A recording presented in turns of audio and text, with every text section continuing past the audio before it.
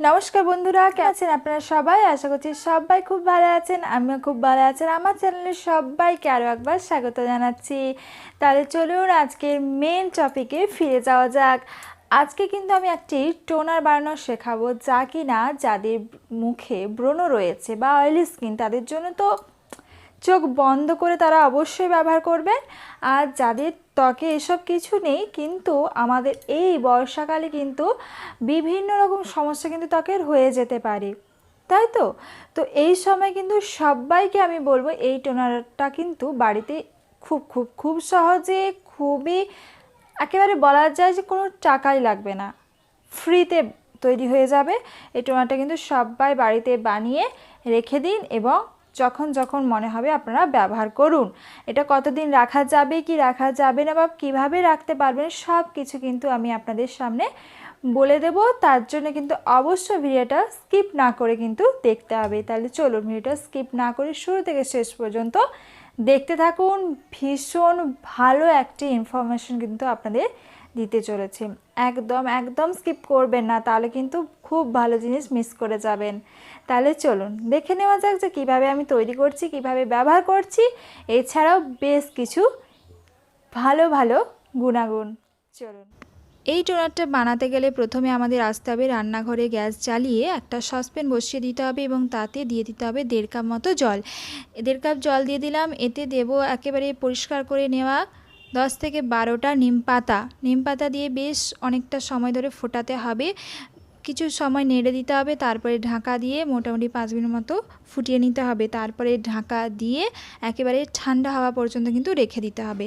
এখানে বলি, এই নিম পাতা কিন্তু 1 গ্লাস জল দিয়ে হাফ গ্লাস করে একেবারে গাঢ় সবুজ রঙের একটা টোনার বানালে কিন্তু একেবারেই হবে না, কারণ ওই টোনারটা প্রচণ্ড পরিমাণ কিন্তু নিম পাতার একটা গন্ধ থাকে, যে গন্ধটা অত্যন্ত বাজে, অনেকেই পছন্দ করেন না।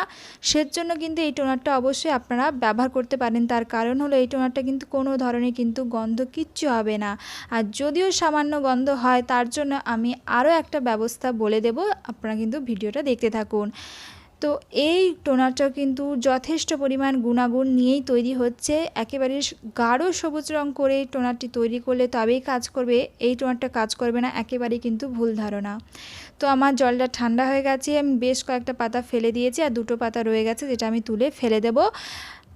তারপরে একটা স্প্রে বোতলে কিন্তু আমি এই জলটা ঢেলে নিচ্ছি। এরপর দিয়ে দিতে হবে একেবারে স্বচ্ছ তরতাজা নারকেল তেল। আমি এখানে 1.5 কাপ জলের জন্য ব্যবহার করছি 3 ফোঁটা নারকেল তেল দিয়ে ভালোভাবে কিন্তু ঝাঁকিয়ে নিতে হবে, তাহলে কিন্তু তৈরি হয়ে যাবে আমাদের এই পারফেক্ট ফেস টোনারটি। এখানে নারকেল তেলটা দেওয়ার কারণে আমাদের স্কিন কিন্তু অনেকটা গ্লো করবে, এছাড়াও নিম পাতার যে একটা গন্ধ রয়েছে সেটা কিন্তু একেবারেই চলে যাবে।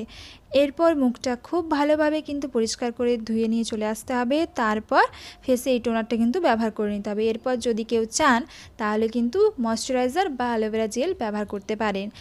এই টোনারটা কিন্তু তৈরি করার পর 24 ঘন্টা পর্যন্ত রাখা যাবে, এর বেশি কিন্তু রাখা যাবে না। যাদের অয়েলি স্কিন তারা কিন্তু এই টোনারটা সারা বছর ব্যবহার করবেন, আর যাদের নর্মাল টু ড্রাই স্কিন বা কম্বিনেশন স্কিন তারা কিন্তু বর্ষাকালে ব্যবহার করতে পারেন। যদি চান সারা বছর ব্যবহার করতে পারেন, কোনো অসুবিধা হবে না।